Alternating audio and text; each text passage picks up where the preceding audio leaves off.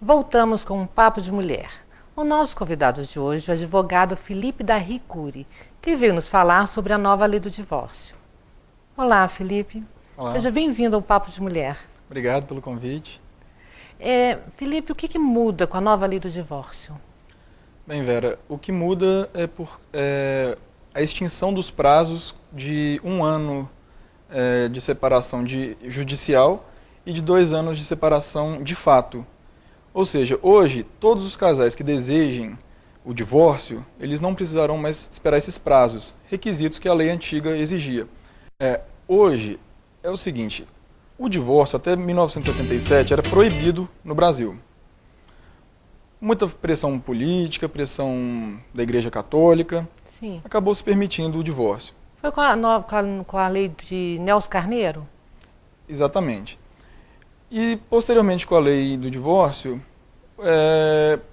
o fórum simplesmente eles criaram mecanismos para acelerar os processos, porque as varas ficavam abarrotadas de processos de divórcio, separação, etc., principalmente de separação, que era um requisito antigo, e hoje não. Em 2007, uma nova lei introduziu a possibilidade de divórcio extrajudicial, separação e divórcio extrajudicial. Então, mas para aqueles casais que não possuem filhos menores ou incapazes. Então, só que nessa lei de 2007, ainda assim persistia um prazo de 1 ano de separação judicial. Então, o casal tinha que ir em cartório ou no fórum para pedir a escritura pública de separação, aguardar esse prazo de 1 ano, separação judicial ou cartorária, ou o prazo de 2 anos de separação de fato. E só posteriormente seria deferida pelo tabelião ou pelo juiz o divórcio. Hoje não. Com essa emenda constitucional que entrou agora no meio de 2010, basta simplesmente o casal comparecer a um cartório, comparecer com uma petição, acompanhado de advogado, lógico, fazer o pedido para o juiz e imediatamente já é decretado. Não tem que ouvir testemunhas, não mais se discute a questão de culpa, porque quando se pedia a separação, o juiz queria saber quem que era o culpado. Isso acabava instigando brigas, porque por mais que eles eram amigos antes do divórcio, acabava um sofrimento dobrado, não só pelo prazo, mas por essa questão de troca de acusações. Porque quem era considerado culpado perdia a questão de direito patrimonial, questão de sobrenome. Então, a lei, no meu ver, só veio para beneficiar a população. Enquanto o juiz, deveria tentar fazer a conciliação, não é? Exatamente. Alguns juízes, eles são contra essa lei e eles, inclusive, tendem a, vamos dizer assim, não é descumprir, não. A intenção deles até, inclusive, eu entendo, é algo muito positivo, porque eu mesmo já presenciei alguns casos de pessoas que, de casais, quando chegam na audiência de conciliação, eles ficam um pouco em dúvida se é aquilo realmente que eles querem. Às vezes é uma briga boba que leva ao pedido de divórcio. Com essa lei, então assim, qualquer briguinha mesmo, a pessoa vai ameaçar de divórcio.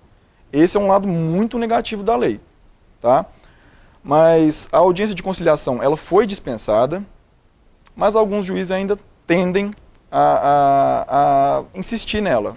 Eu acho que seria desnecessário, porque é um sofrimento dobrado. A pessoa, quando vai fazer um pedido de divórcio, eu acredito que ela já esteja bem decidida. Determinada, né? Bem determinada. É lógico que em alguns casos a pessoa não está decidida, não sabe muito bem o que ela quer.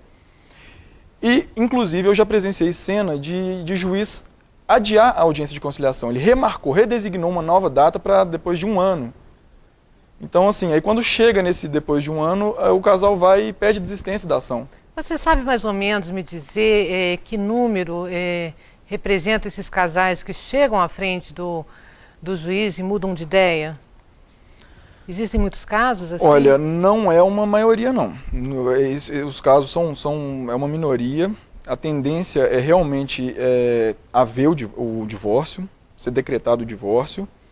Mas há alguns casos, sim, não numa grande proporção, mas a maioria dos casos as pessoas já estão bem determinadas.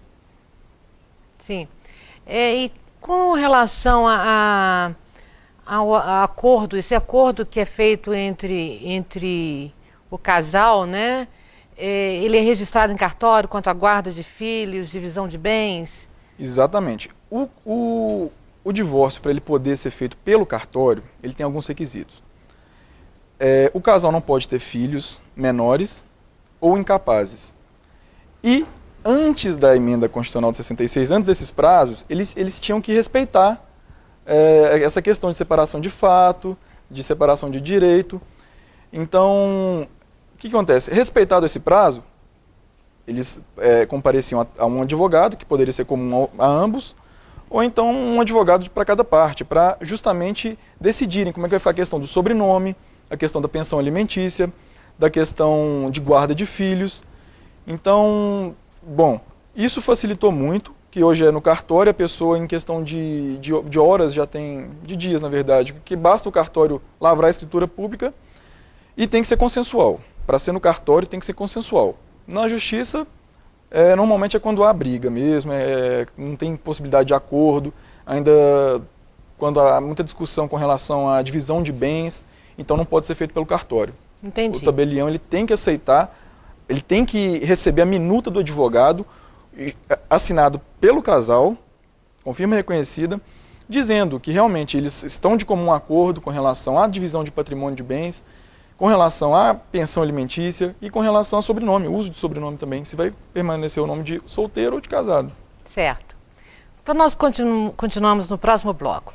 Papo de Mulher, volta já.